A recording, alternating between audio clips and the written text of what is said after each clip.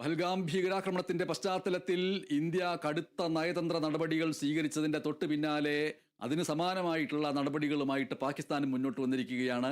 ഇന്ത്യയിലെ വിമാനങ്ങൾക്ക് വ്യോമമേഖല അടയ്ക്കാനാണ് പാകിസ്ഥാൻ തീരുമാനം. ഇന്ത്യൻ ഹൈക്കമ്മീഷനിലെ സൈനിക ഉപദേഷ്ടാക്കൾ ഏപ്രിൽ 30 പാകിസ്ഥാൻ വിട്ടുപോകണം.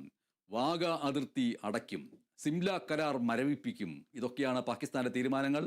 സാർക്ക് വിസ ഇളവ് പദ്ധതി പ്രകാരം ഇന്ത്യക്കാർക്കുള്ള വിസ താൽക്കാലികമായിട്ട് നിർത്തിവെക്കാൻ തീരുമാനിച്ചു. ഈ തീരുമാനങ്ങളെല്ലാം എടുത്തത് പാകിസ്ഥാൻ ദേശീയ സുരക്ഷാ സമിതി യോഗത്തിലാണ്.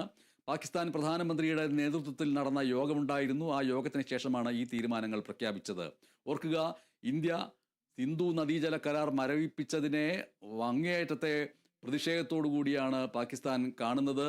അത് യുദ്ധസമാനമായിട്ടുള്ള ഒന്നാണ്. ഇന്ത്യയുടെ നടപടി ഒരു വാട്ടർ വാർ, ജലയുദ്ധമാണ് എന്നാണ് പാകിസ്ഥാന്റെ പ്രതികരണം എന്നതും നാം ഓർക്കേണ്ടതുണ്ട്. ഈ സമയത്ത് വളരെ പ്രധാനപ്പെട്ട ചില ചോദ്യങ്ങളിലേക്ക് നമ്മൾക്ക് പോകേണ്ടി വരുന്നു.